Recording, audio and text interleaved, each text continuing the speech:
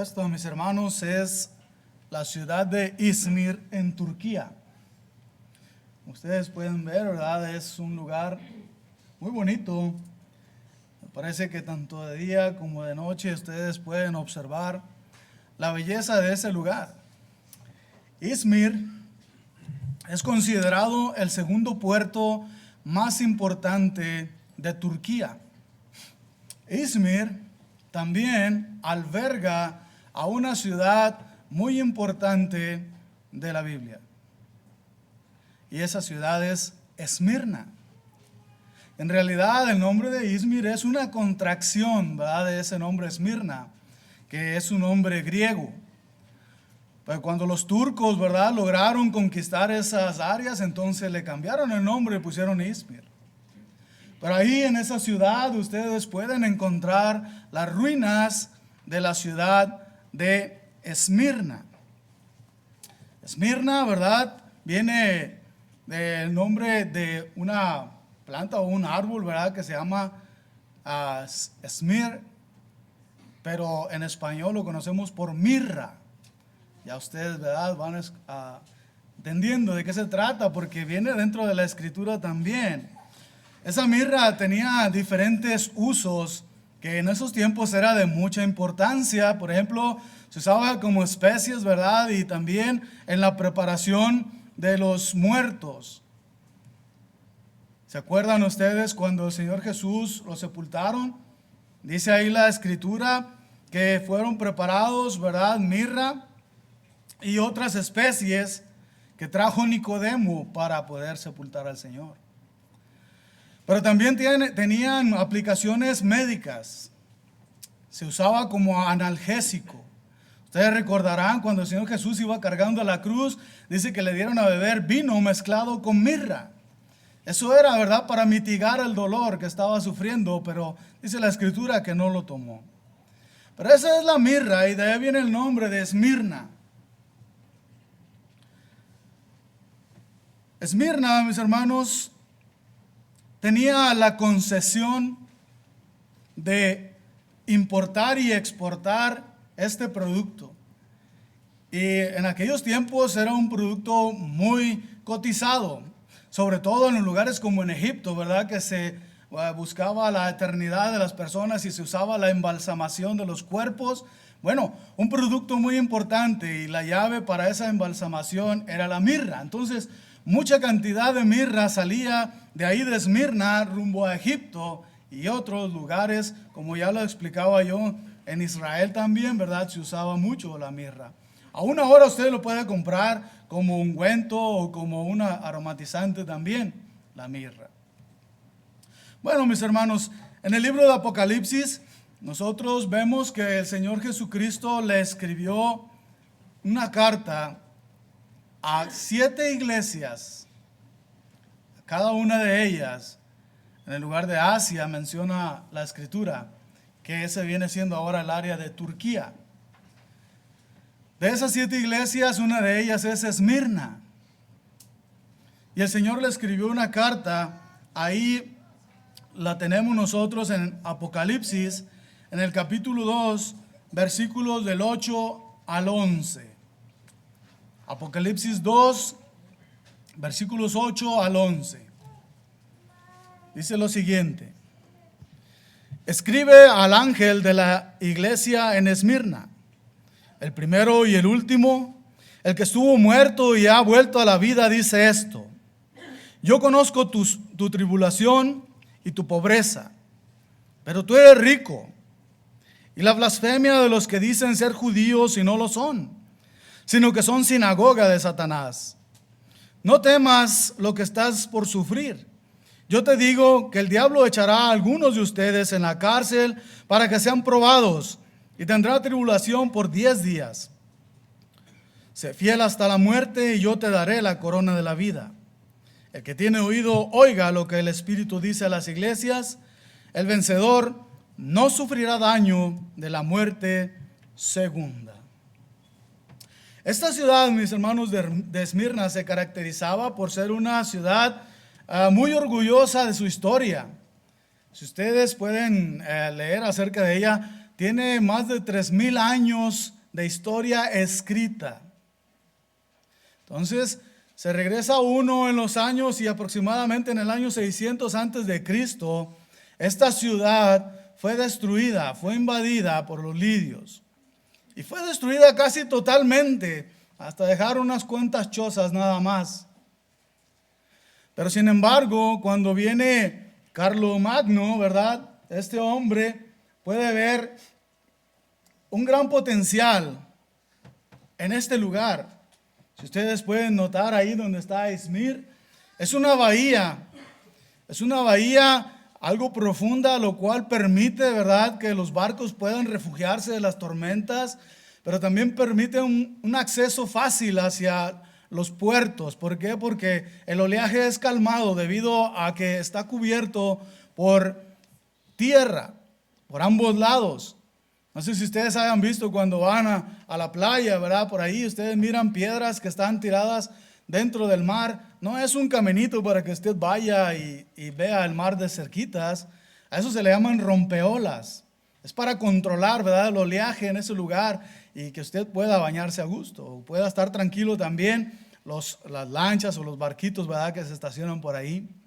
Entonces, esto es natural, ¿verdad? Por lo tanto, Carlomagno vio un gran potencial dentro de esta localidad. Además de que si ustedes miran ahí hacia la izquierda, ustedes pueden ver que está Atenas.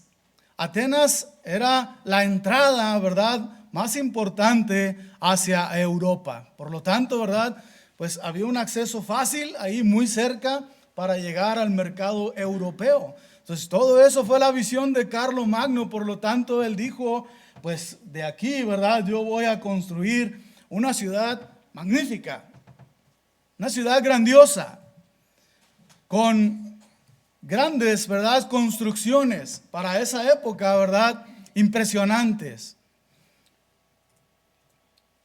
Y eso es por lo cual aquella ciudad se sentía orgullosa, pero no solamente por eso, sino por el hecho de que un día estaba completamente destruido, pero sin embargo había vuelto a nacer para prosperidad.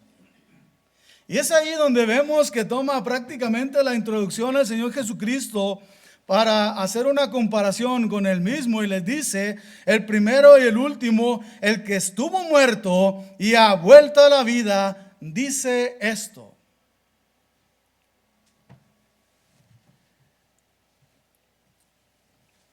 Me parece, hermanos, interesante, ¿verdad? Cada una de las cartas, cuando usted las lee, cada una de ellas en su introducción traen algo significativo hacia la ciudad que se está enviando.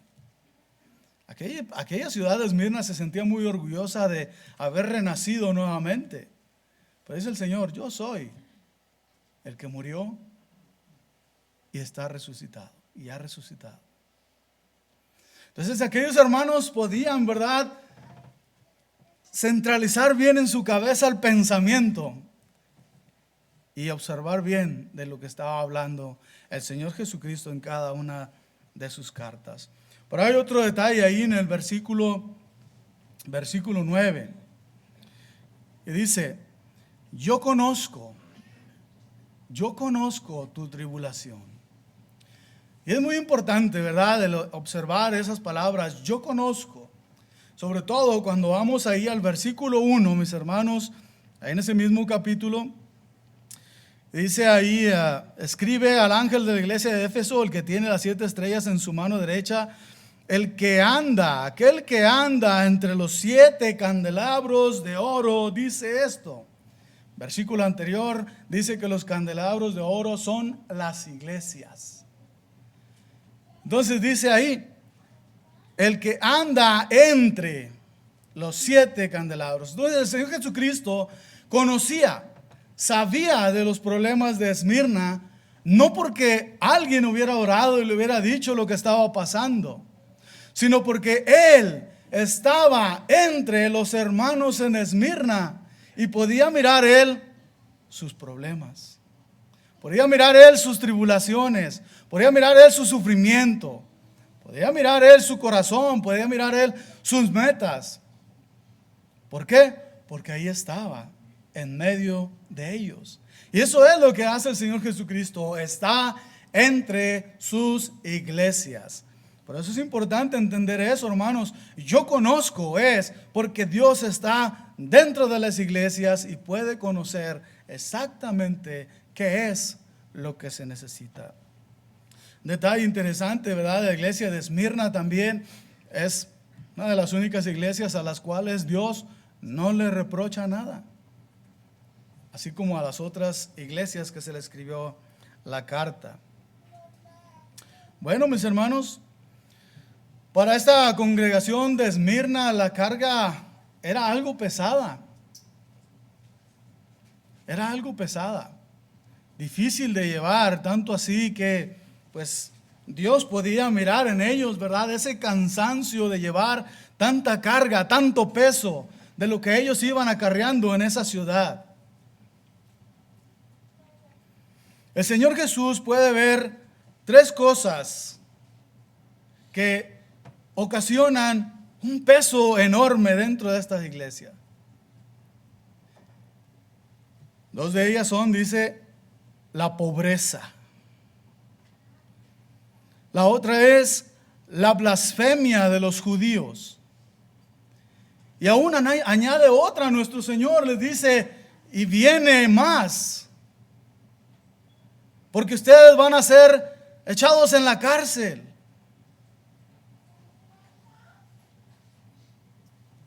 ¿Se imaginan ustedes, hermanos?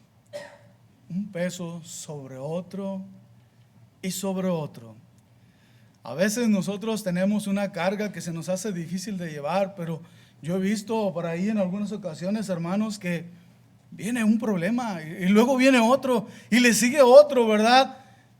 ¿Cuánto agobio hay en estos hermanos cuando se sienten tan presionados por cada una de las pruebas, cada uno de los problemas por los que están pasando en la vida?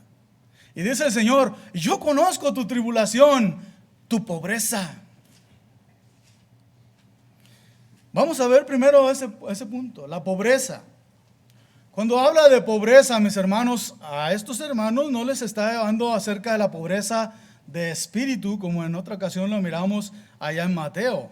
No se trata de la pobreza de espíritu, se trata de la pobreza económica. Dice, yo conozco tu pobreza. Pero es interesante, mis hermanos, si ustedes se fijan, algunas de las versiones, ¿verdad?, tienen ya sea entre paréntesis o entre signos de admiración. Dice, pero tú eres rico. Yo conozco tu tribulación, tu pobreza, pero tú eres rico. Es algo inconcebible a veces para la mente del ser humano el pensar que una persona que vive pobre sea una persona rica. Normalmente para nosotros, en nuestra mente, una persona rica es aquella que tiene dinero en el banco, es aquella que tiene una buena casa, es aquella que tiene un buen carro, es aquella que tiene para cubrir todas sus necesidades. Pero sin embargo, el Señor no lo ve así. No lo ve así, mis hermanos. Es difícil y para estos hermanos era mucho más difícil. ¿Por qué? Porque estos hermanos eran considerados ante el pueblo donde vivían ellos, Esmirna, eran considerados como personas ateas. ¿Y por qué ateas, verdad? Porque no creían en los dioses griegos ni en los dioses romanos. Porque ellos no adoraban al César. Y esto, mis hermanos, no solamente era un problema, ¿verdad?, ante la sociedad de que, hazte para allá poquito, no. Sino que a ellos no les era permitido entrar dentro de las uniones, ¿verdad?, digamos así, de trabajo. A los mercados, ellos no podían poner su puesto en el mercado. Ellos no podían ofrecer sus productos ante aquella abundancia que había de negocio en ese puerto. Ellos no podían por esas restricciones que tenían debido a que no creían en los dioses griegos ni tampoco aceptaban al César como un dios. Y aunque ellos, mis hermanos, pudieran poner su puesto lejos del mercado, las personas no se arrimaban a comprarle a ellos. Yo recuerdo, mis hermanos, allá en mi pueblo había uno llamado el mercado de abastos. Ese mercado de abastos me parece a mí que pues era muy importante para la población, porque dentro de ese mercado se vendían productos locales, frescos, recién cortados, y la gente iba y se surtía. Pero ¿qué pasa? Bueno, viene Walmart, vienen las otras tiendas grandes, y ya la gente pues le da flojera ir al mercado de abastos porque pues está muy lejos, y acá en la Walmart pueden conseguir todo lo que buscan de una sola ida, ¿verdad? Y listo, se van a casa. Pero aún así, en aquellos tiempos, mis hermanos, las personas que tienen estos puestecitos son personas que viven en una condición humilde. Ahora con mucho más ganas, porque la gente no va a comprar. Prefieren irse a Walmart. Entonces era la misma situación, mis hermanos, con los hermanos en Esmirna.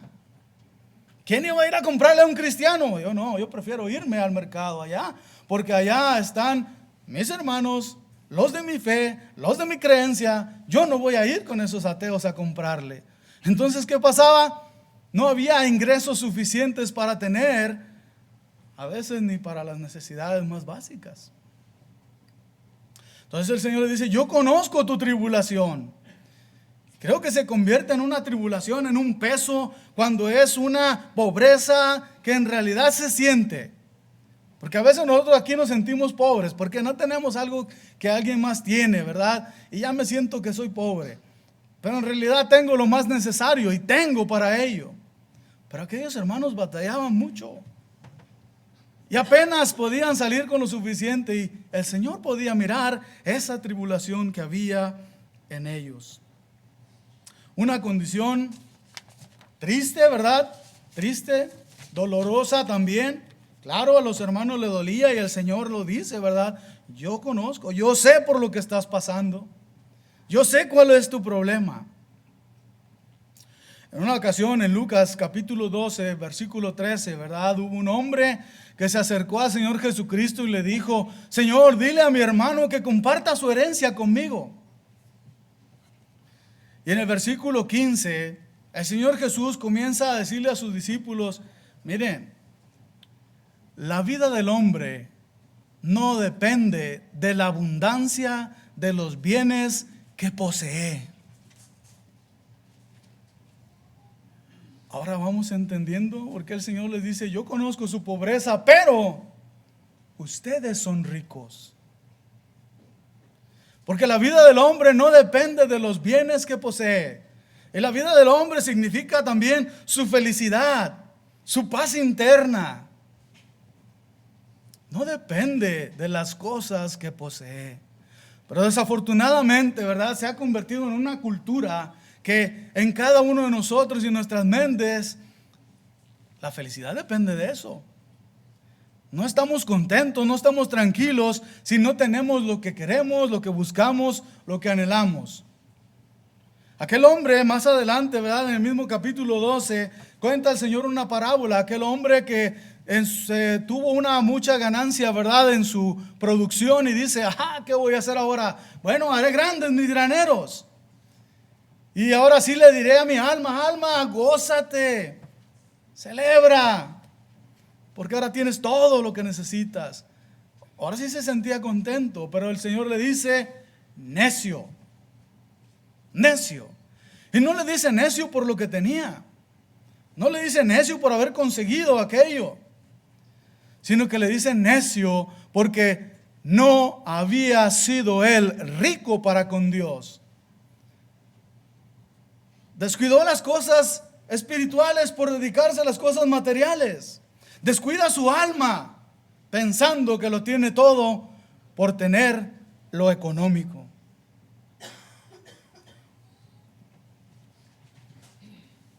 Yo no sé, ¿verdad? Pero no es que sea una regla.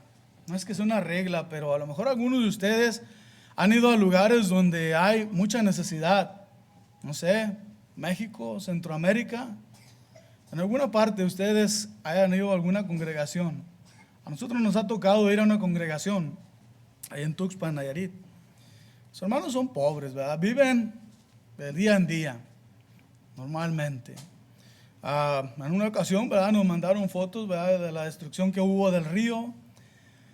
Y las casitas de algunos de ellos son puros postecitos, ¿verdad?, puros palos. Son sus casitas, techos pues de láminas de cartón o simplemente cartones a veces. Hay mucha pobreza. Pero cuando uno convive con ellos, hermanos, uno puede ver esa riqueza de la cual habla el Señor Jesucristo.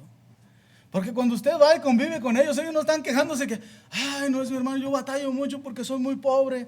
Hermano, a mí me gustaría tener esto, a mí me gustaría hacer aquello. Yo quisiera irme para allá y poder lograr tener lo que... No. Cuando usted platica con ellos comienzan a platicar a usted acerca de la lección que se estuvo viendo. O le hacen preguntas acerca de la escritura. Les digo, no es que sea regla, no es que sea ley que todos son así. Pero hay muchos hermanos que aún en la situación de su pobreza siempre se mantienen tranquilos y aceptando que lo mejor que tienen ellos en la vida es a Jesucristo. Que lo mejor que pudo haberles pasado a ellos en la vida es conocer a Jesús. Y eso a ellos los hace ricos. Cuando nosotros, ¿verdad?, que tenemos todo lo que necesitamos y aún más, de pronto, como que dejamos a Jesús a un lado. Ahí iré luego. Ahí después veré a mis hermanos. Ahí después le hablaré. Ahí después lo exhortaré.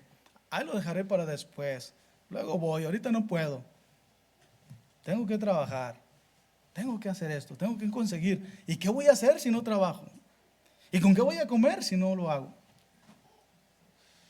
Y eso, hermanos, nos hace a nosotros ser pobres. Eso es lo que le dice el Señor Jesucristo a estos hermanos. Ustedes los veo en la pobreza, pero sin embargo son ricos. Porque aunque son pobres económicamente, tienen una riqueza ustedes espiritual. Llevan a Cristo consigo. Se mantienen firmes aún a pesar de todos los problemas por los cuales están pasando. Dice ahí Apocalipsis capítulo 3. El capítulo 3, verso 17 y 18. Capítulo 3, versículos 17 al 18. Dice, porque dices, soy rico, me he enriquecido y de nada tengo necesidad. ¿No sabes que eres un miserable y digno de lástima y pobre, ciego y desnudo? Te aconsejo que de mí compres oro refinado por fuego para que te hagas rico, y vestiduras blancas para que te vistas y no se manifieste la vergüenza de tu desnudez, y colirio para que puedas ungir tus ojos y puedas ver. A veces estamos ciegos y no podemos ver que en realidad vivimos en la miseria. Dice el Señor, yo conozco tu tribulación y tu pobreza, pero eres rico porque tienes a Jesús en tu corazón, porque estoy en tu corazón. Bien, vamos a ver el otro punto, y esto es la blasfemia, mis hermanos. La blasfemia de los judíos. ¿Qué es lo que le dice el Señor a ellos? Bueno, yo conozco tus tribulaciones, la pobreza y la blasfemia de los judíos contra ti. Los judíos, mis hermanos, supieron cómo ellos poderse acoplar con el gobierno romano. Tanto así que a ellos no tenían ningún problema si no iban a adorar al César, porque ya tenían un acuerdo con el gobierno romano. Para ellos no había problema, eran considerados como una religión, ¿verdad?, digamos así, registrada, permitida dentro del gobierno romano. Pero esto no era así para los hermanos, los cristianos de aquel tiempo. Nuestros hermanos en aquel tiempo ahí en Esmirna eran considerados como un problema para los romanos. Por lo tanto, ellos no tenían privilegios. Ellos más bien eran perseguidos. Eran rechazados. ¿Se imaginan ustedes, mis hermanos, qué es lo que se siente ser rechazado por tu misma gente? Duele, ¿verdad? Duele cuando eres rechazado por tu misma gente. Y le dice el Señor: yo conozco tu tribulación, la blasfemia de los judíos contra ti, su propia gente, dejándolos en mal ante los romanos, dejándolos en mal ante las personas, cerrándole las puertas de las sinagogas, porque no querían permitirle la entrada, ya que podrían meterse en problemas con el gobierno romano también. Los rechazaban, los ignoraban. Además de todo esto, el cristianismo era considerado como una secta. Dice ahí, vamos a ver en Hechos capítulo 24. Hechos capítulo 24, versículo 14.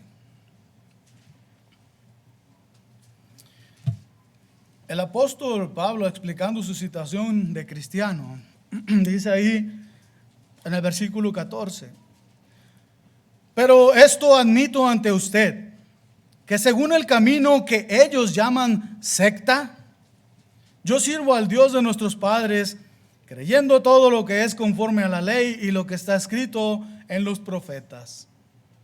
Dice, según el camino que ellos llaman secta. Y así era considerado por los romanos como una secta. Por lo tanto, no era aceptada la religión en esos lugares. Por eso las persecuciones, por eso los problemas en que estaban metidos nuestros hermanos en aquellos lugares. Pero no solo eso, mis hermanos, eran las blasfemias o falsas acusaciones para con los hermanos. También a los hermanos los acusaban de que en sus asambleas ellos comían la carne y bebían la sangre de Cristo. Y la blasfemia era de que ellos eran caníbales. Parece extraño, pero no les extraña, porque el mismo Señor Jesucristo, cuando estuvo en el mundo, ¿verdad?, les decía a la gente: el que no coma mi carne y beba mi sangre no tendrá parte en el reino. Y algunos de ellos dijeron: ¿qué está diciendo este? ¿Acaso nos va a dar a comer de su sangre? Y se fueron. Se fueron porque no aceptaron eso. Y ellos lo miraban como un canibalismo. Y así lo ponían ante las personas. ¿Se imaginan aquellos que se les estaba hablando de Cristo y de repente escuchaban por ahí de los judíos: hombre, no vayas ahí son caníbales, están comiendo carne y bebiendo sangre? Manchaban, ¿verdad?, el honor de los hermanos. Pero no solamente eso, también decían: estos se llaman hermanos entre sí. ¿Y cuál era la blasfemia en eso? Bueno, es que estas personas, o sea, los cristianos, están desbaratando las familias. Estas personas están desbaratando hogares. Ustedes recuerdan, ¿verdad?, que cuando el Señor Jesucristo está predicando y dice, ¿verdad?, a lo mejor tu padre y tu madre van a ser tus enemigos. Tu padre y tu madre se van a alejar de ti, tus hermanos se van a alejar de ti, tal vez por el hecho de ser cristiano. Cuando estos hermanos creyeron en el Señor Jesucristo y estuvieron ahí en la ciudad de Esmirna y ya no tenían la misma relación con sus parientes porque chocaban en la creencia, entonces obviamente no es que ellos se apartaban, pero sí los judíos se apartaban. Pero estos decían que aquellos habían cometido eso. Y para el gobierno romano, la familia era un vínculo muy importante en el gobierno romano. Y no por el hecho de que les gustaban ver las familias juntas, sino más bien también por el control que podían ejercer sobre ellos. Pero era algo importante. Y aún más, mis hermanos, se burlaban de la doctrina y se burlaban también de la esperanza de los hermanos. Y eso lo vemos también nosotros ahí en la segunda carta de Pedro. Segunda carta de Pedro, capítulo 3, versículos 3 y 4. Dice, ante todo sepan esto, que en los últimos días vendrán burladores con su sarcasmo, siguiendo sus propias pasiones y diciendo, ¿dónde está la promesa de su venida? Porque desde los días que durmieron los padres, todo continúa tal como estaba desde el principio de la creación. Ya está pues, eso que ustedes hablan, ¿dónde está eso que ustedes dicen? Son puras mentiras, ¿no es cierto? Y la gente dice, harán burla de su creencia. Y era lo que hacían los judíos, mis hermanos, a los cristianos. Por eso le dice al Señor, yo conozco tu tribulación y sé de las blasfemias que hacen los judíos contra ti, los de la sinagoga de Satanás. ¿Por qué le nombra sinagoga de Satanás? Precisamente porque no siguen la instrucción de Dios, sino que siguen la instrucción de Satanás. Bien, vamos a pasar al siguiente punto, el cual el Señor predice a estos hermanos. Dice, yo conozco tu tribulación, tu pobreza y el escarnio, la burla que harán los judíos para contigo. Pero también toma en cuenta que vienen días en que el maligno echará a algunos de ustedes en la cárcel. Dice ahí en el capítulo 2, verso 10, en Apocalipsis, echará a algunos de ustedes en la cárcel. Hermanos, olvidémonos nosotros de lo que son, lo que ahora se conoce como los derechos humanos. Los derechos humanos ahora quieren que a los presos se les den un encarcelamiento digno, ¿verdad? Digno, que se les tengan sus comodidades. Olvidémonos de eso, mis hermanos. En aquellos tiempos no existía eso. En aquellos tiempos eran echados en calabozos. Eran echados en lugares en donde había ratas. Eran echados en lugares donde había excremento de seres humanos ahí. No creo que la gente le daba permiso de ir al baño. No tenían esas facilidades. Y aún me acuerdo yo una vez que fui a buscar a unos de los amigos ahí del barrio a la cárcel, porque cayeron en la cárcel, ahí en México. Y fui, tenían como unos 6, 7, 8 en un lugarcito, ¿verdad? Encerrados. Cuando usted entra ahí, hermano, a puro excremento huele ahí. Excremento y orines. Aunque ahora tienen ellos un baño ahí, pero está abierto. Tienen baño, pero no tienen agua. Entonces imagínense ustedes en aquellos tiempos, dice ahí, vamos a ver en Hechos capítulo 16. Hechos capítulo 16. En el versículo 23 al 25. Dice, después de darle muchos azotes, los echaron en la cárcel, ordenando al carcelero que los guardara con seguridad, el cual, habiendo recibido esa orden, los echó en el calabozo interior y les aseguró los pies en el cepo.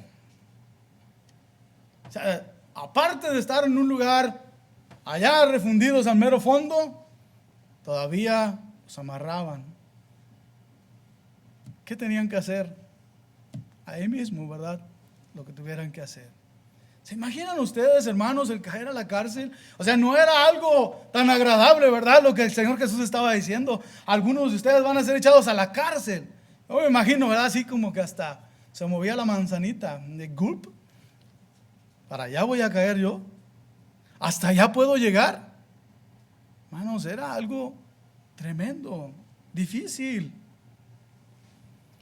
Dice, sé fiel hasta la muerte. La pregunta era, ¿y morían ellos? ¿Morían algunos por ser cristianos? Claro que sí, hermanos. Algunos de ellos fueron echados, ¿verdad?, al circo romano, le llamaban ellos. El circo romano, porque era un lugar de diversión. Ahí se divertían los romanos echando personas a las fieras para que los mataran. Y eso era lo que divertía a las personas. Y eso era lo que hicieron con algunos hermanos, echarlos a las fieras para divertirse con ellos. ¿Recuerdan ustedes a Sansón? Que dice de igual manera, ¿verdad? Que a él le sacaron los ojos, le cortaron el pelo y todo, y se divertían con él. Esa era la diversión que tenían aquellas personas.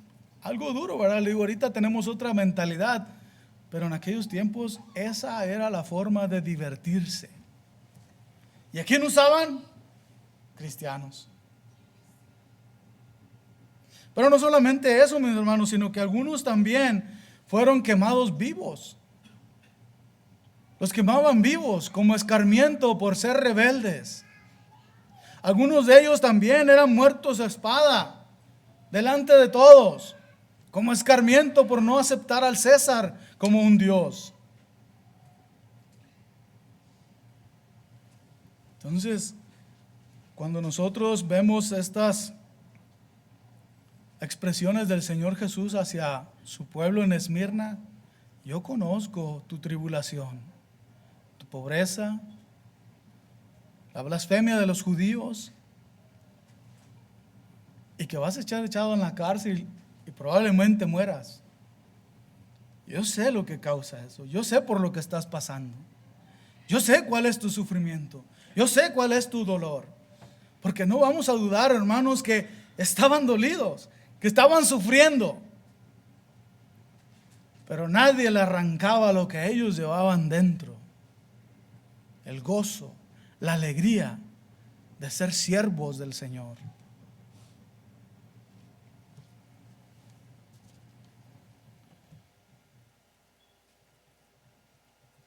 Dice ahí la escritura, dice, tendrán tribulación por 10 días. En otras palabras, ¿verdad? Por un corto periodo de tiempo. No necesariamente van a ser los 10 días. Un corto periodo de tiempo, porque algunos de ellos, una vez echados en la cárcel, ya no salieron de la cárcel. Se iban a esos lugares o eran muertos. Entonces, por un corto tiempo. Pues esto va a pasar. Probablemente ahorita en estos momentos tú estás sufriendo, tú estás dolido, pero no te preocupes, esto pasará, eso va a terminar.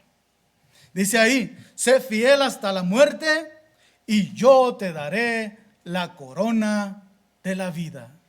Sé fiel hasta la muerte y yo te daré la corona de la vida. Una corona, mis hermanos, en aquellos tiempos se les daba a aquellas personas que ganaban, ¿verdad?, en las carreras. Recuerden que las olimpiadas no son de hoy en día, nacieron por allá en aquellos lugares, ¿verdad?, las competencias que comenzaron a hacer.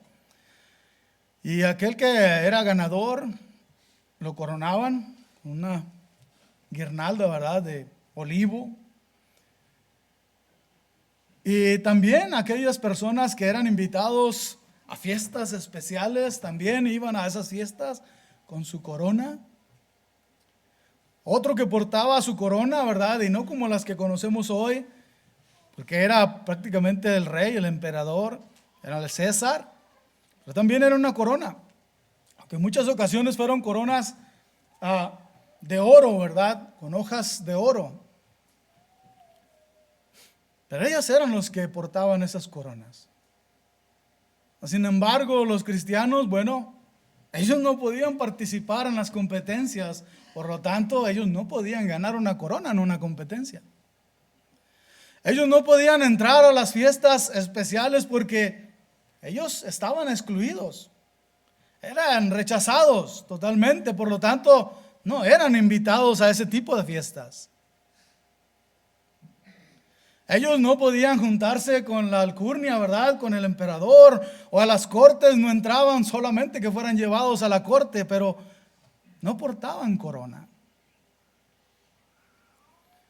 Entonces, en aquellos tiempos, ¿verdad?, tener una corona era algo muy importante, es un triunfo, ¿verdad?, que has conseguido.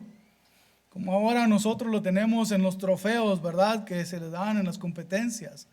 O aquellos títulos, ¿verdad?, en la escuela que te dan. Es un triunfo que lograste, es algo que has logrado en la carrera que has emprendido. Pero para ellos no había eso, hermanos. No lo tenían.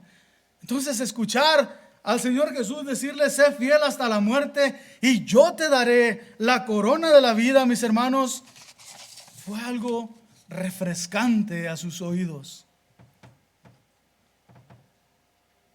El apóstol Pablo dice lo siguiente allá en Filipenses capítulo 1, Filipenses capítulo 1, versículo 21. Dice lo siguiente: pues para mí el vivir es Cristo y el morir es ganancia. Si yo vivo para Cristo, cuando yo muera, es el triunfo, es la victoria. Por lo cual entonces vamos a ser coronados. Por eso le dijo el Señor Jesucristo: sé fiel hasta la muerte y yo te daré la corona de la vida. Para mí el vivir es Cristo y el morir es ganancia. Ahí está. ¿Nunca has obtenido una corona aquí? No te preocupes. Lucha. Sé fiel. Y yo te voy a dar la corona de la vida.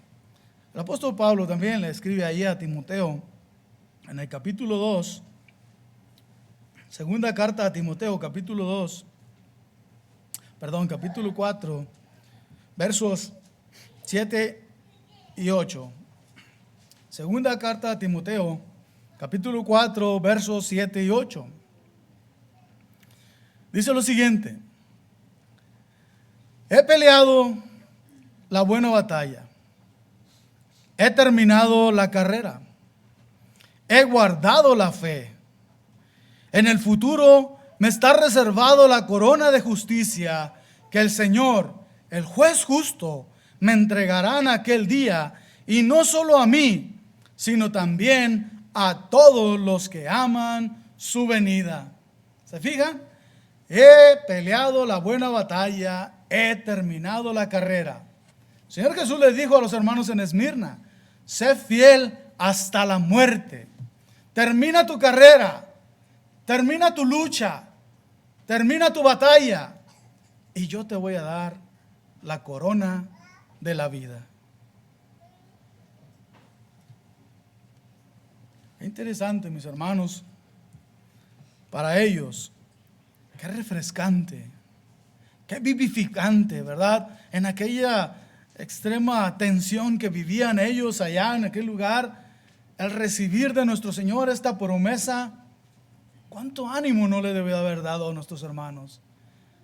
No eran aquí: oh, pues ya todo está terminado, no puedo hacer nada, no puedo seguir adelante. No, vamos a esforzarnos, vamos a seguir luchando, vamos a continuar en la pelea, porque Cristo, dice el himno, ¿verdad?, después de la batalla nos coronará. Y no solamente eso, mis hermanos, sino volviendo nosotros ahí a Apocalipsis.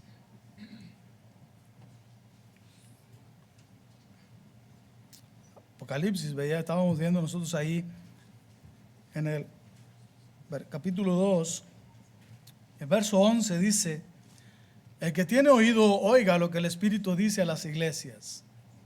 El vencedor no sufrirá daño de la muerte segunda. Y diremos, ¿verdad? Bueno, ¿y cuál es esa muerte segunda? ¿A qué se refiere? Bueno, capítulo 21. Vamos allá al capítulo 21. Nos explica bien de qué se trata esa muerte segunda. Capítulo 21, verso 8. Dice: pero los cobardes e incrédulos, los abominables, asesinos, inmorales, hechiceros, idólatras y todos los mentirosos tendrán su parte en el lago que arde con fuego y azufre, que es la muerte segunda. Entonces dice el Señor: si tú sales triunfador, Si sales vencedor de esta lucha, la muerte segunda no tendrá nada que ver contigo. Entonces no vas a ir al infierno. No vas a ser castigado eternamente por haberte mantenido en pie, aún a pesar de las tribulaciones, aún a pesar de los problemas en los cuales te has enfrentado. Gran alivio. Pero si nosotros estamos pensando, mis hermanos, que esto solo aplica a los hermanos de Esmirna, estamos equivocados. Esto también aplica para nosotros. ¿Qué estamos haciendo nosotros, mis hermanos? ¿Cuál es nuestra situación espiritual? ¿Somos realmente ricos para con Dios? ¿O las cosas materiales nos están arrastrando y nos están alejando de Dios cada día? ¿Estamos dispuestos a nosotros a soportar la burla de la familia? ¿Estamos dispuestos nosotros a soportar la burla de los amigos? ¿Estamos nosotros dispuestos a ser rechazados de la sociedad?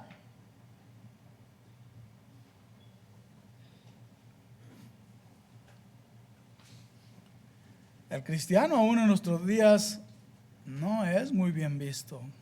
Sobre todo ahora con estos cambios que está habiendo, ¿verdad?, en los pensamientos de las personas. Por ejemplo, el rechazo al homosexual, ¿verdad? La gente no lo mira bien. Y por lo tanto estarán incriminándole a usted su falta de piedad y misericordia hacia aquellas personas porque usted no está de acuerdo con su forma de pensar. Algunos también, ¿verdad?, se burlan y nos dicen, pues ¿qué? ¿A poco crees tú que ustedes son la única iglesia que se va a salvar?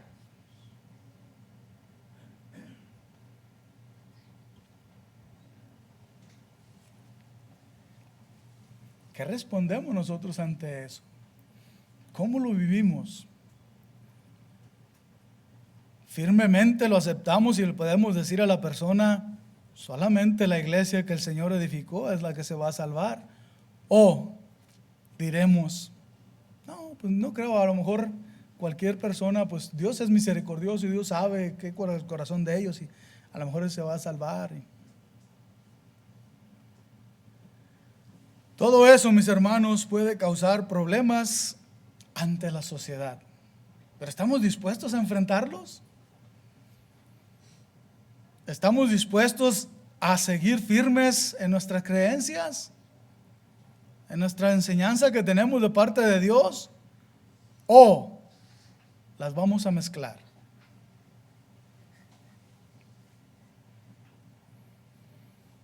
¿Qué tan firmes somos en nuestras creencias?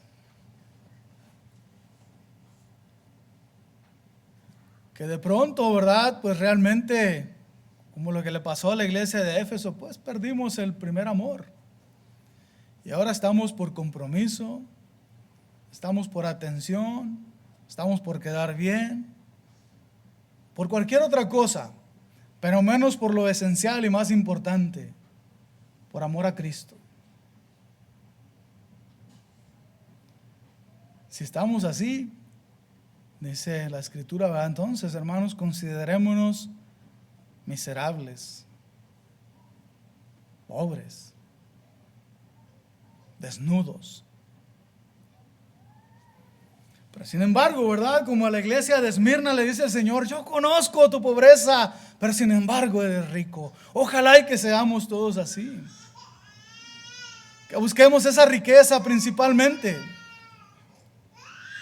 Aunque los problemas de la vida, aunque las situaciones que estemos pasando, viviendo, ya sea en la escuela, en el trabajo o en cualquier lugar, aún sobre todo eso, nosotros mantenernos firmes con el Señor. Yo conozco tu tribulación, tu pobreza. Conozco de las burlas que hacen de ti los judíos. Y sé que vas a ser probado. ¿Cómo estamos nosotros, mis hermanos? ¿En qué situación nos encontramos? ¿Estamos dispuestos a ser maltratados o hasta a morir por Cristo? A lo mejor ahorita no lo vemos todavía, pero puede ser que en un futuro, hermanos, también podamos ser objeto de persecución al estar en contra de todos los designios que el hombre está haciendo hoy en día para mantener a la comunidad contenta. ¿Estamos dispuestos entonces a sufrir? Vale la pena, mis hermanos, vale la pena sacrificarse, porque así nosotros vamos a poder también ser galardonados. Dice el apóstol Pablo: he peleado la buena batalla, he acabado la carrera, he guardado la fe. Por lo tanto, a consecuencia de ese esfuerzo que yo hice, me espera, me está guardada la corona de justicia que Dios tiene reservada para mí. Pero no solamente para mí, dice, sino para todos aquellos que aman su venida.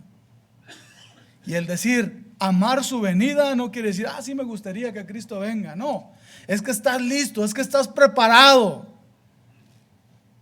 Es que estás manteniéndote firme en la lucha. Es que hemos sido constantes ante las pruebas. Dice, y para todo aquel que ame su venida.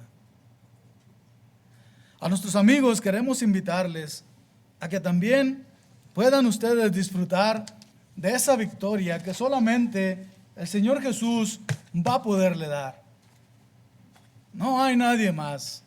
Dice el Señor: yo soy el camino, la verdad y la vida, y nadie viene al Padre si no es a través de mí. No dice yo soy un camino, porque entonces habría más. Dice yo soy el camino, el único camino que los puede llevar a la salvación. Le invitamos a que usted venga también a formar parte de la iglesia del Señor, y que también puedan un día usted ser galardonado con la corona de la vida, la cual Dios dará a todos el que persevere hasta el fin. Le invitamos a través de un himno. Nuestro hermano tiene tiempo. Muchas gracias por su atención. Que Dios les bendiga.